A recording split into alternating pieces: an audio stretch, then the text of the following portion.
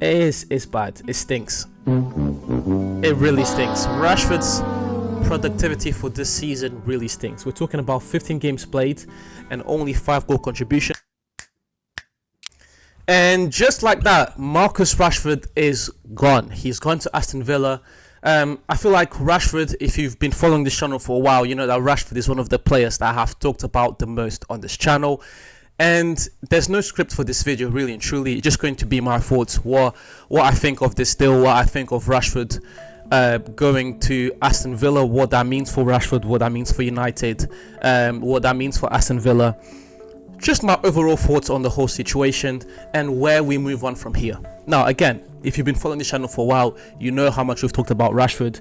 You know what I think about Rashford. You know that Rashford is one of my favorite football players, but it's just been very unfortunate that he's not performed up to par. And here we have the official Aston Villa account. If you guys haven't seen it already, Rashford has gone to Aston Villa.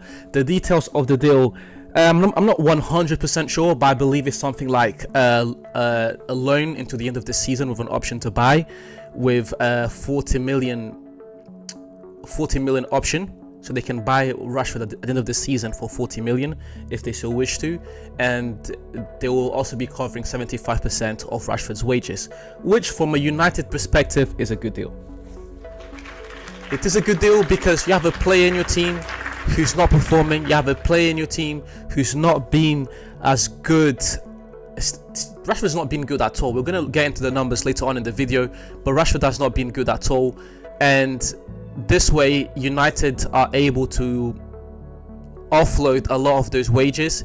If Rashford does well, or if Aston Villa want him, regardless, they can just get him at the end of the season. So it's just a way for United to save money, because there's a lot that's going to have to go back into the club when it comes to reinvestments, whether it is the stadium, whether it is buying new players, etc, etc. So just throwing out money at the end of the day does not make sense. It is a smart move financially, but it is bittersweet. And again, we're going to look at the numbers in a bit, just to try and really explain why this is a bittersweet moment.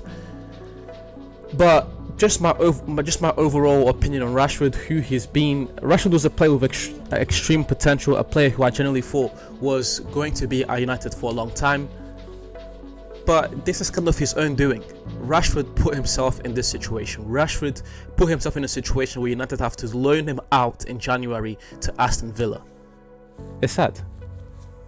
It's really sad. And if you ask me if this was a possibility 2 years ago, I'd have said no. I'd have said there's no way we let go of Rashford to Aston Villa in January.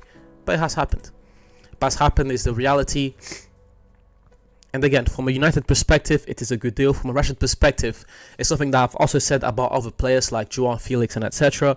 When you are not performing, you need to get a move on. You need to be able to get that form back, and staying at the same club just for the sake of staying at the same club is not going to help the club because you're not performing, and it's not going to help you or your career because your market value is going down, your future earning possibility is going to go down, and just your overall confidence and productivity when it comes to playing football also goes down. Again, there's no real script for this video, so I'm just kind of freestyling here. And yeah, from an Aston Villa perspective, so I'm not giving their perspective on Aston Villa. Aston Villa just bought potential, and I feel like that's the main thing that Aston Villa bought. Aston Villa bought a player who's had seasons where he scored 20 goals, where he's scored 30 goals. He's played with the English national team. On his day, Rashford's one of the very best wingers in the Premier League. It's just about waiting for that day, just about waiting for Rashford to be on his day, just about waiting for Rashford to be back to that top performance. And Unai Emery, he believes in himself, he believes in his coaching ability, he believes he can get the best out of Rashford, and for any coach to get a player with Rashford's amazing potential, then yeah, it's always going to be a good deal for Aston Villa. As far as United goes, we had to let him go. He's not performing, we need to get something back. Maybe they buy him at the end of the season, maybe he performs well, maybe he doesn't, maybe we sell him to another team at the end of the season, but it's just a smart move. But enough of rambling on. What I want to do now is look at the stats. If you go over and look at Rashford's productivity for this season, it's bad. It stinks. It really stinks. Rashford's productivity for this season really stinks. We're talking about 15 games played and only 5 goal contributions, and these 5 goal contributions they're not really telling the whole story. They're not really telling the whole story. He's played 24 games overall, 7 goals and 3 assists.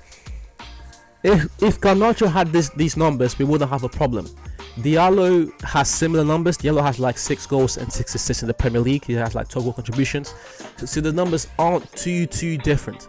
The difference is Rashford's a senior player on this team. On all of my post-game United reactions, I always talk about the fact that United do not have no one up front to finish, and Rashford is being looked at as one of those players.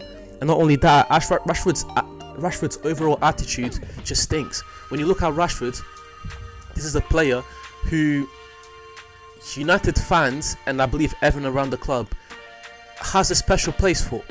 We really have a special place for Rashford, but over the last 18 months or so, his attitude on and off the pitch has just been absolutely awful. And I have defended Rashford before in the past when his attitude has come into question, especially after he came back from injury in 2022. But I can't keep defending the same thing. Like, when your attitude is a problem for 2-3 years, you're gonna get called out on it. And the consequences are here. The consequences are you're gonna get moved. You're gonna move away from you. You're gonna be sent to Aston Villa.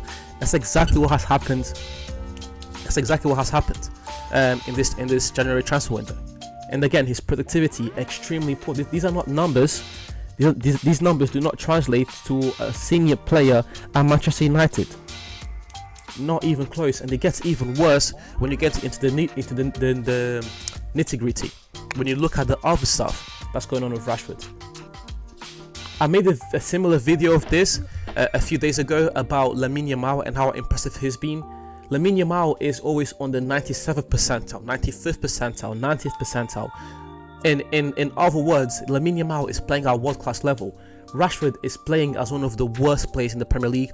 And without getting into a lot of detail on these numbers, just looking at the percentile of where Rashford is, the only thing he's kind of doing well as a winger is his clearances. And we do not need that. We do not need that. Everything else, Rashford just, at least this season, has been completely awful at. And you compare him to players like Lamine Yamal, like Cole Palmer, the very best. Rashford's nowhere near that level. Nowhere near that level, at least not right now. At least not right now. You look at his pass completion at only 76%. You look at his expected goals this season per 90 at 0.1. The non-penalty ones at 0.1. Like, what are we doing? Expected assists per 90 at 0.1 as well. Shot creating actions per 90, only 2. He's only, 2.9 per 90. Like, not only is the productivity bad, but when you look at what he's doing on a game-to-game basis, it's even worse. It paints an even worse picture. So yeah, these have just been my quick thoughts on Marcus Rashford. Unfortunately, it had to happen. It had to happen, and I'm glad it happened. But I'm glad in a sense because we're moving on and we're allowing Rashford to move on.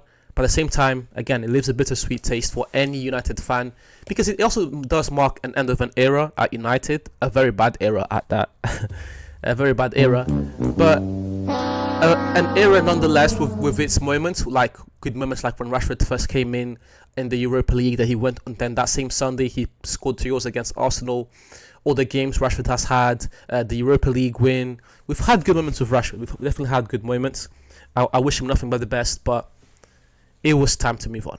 But anyways, guys, I appreciate you watching the video to the end. Please leave a like, comment, subscribe, share, do all these things to please help me grow this channel. And as per usual, guys, I'll see you soon.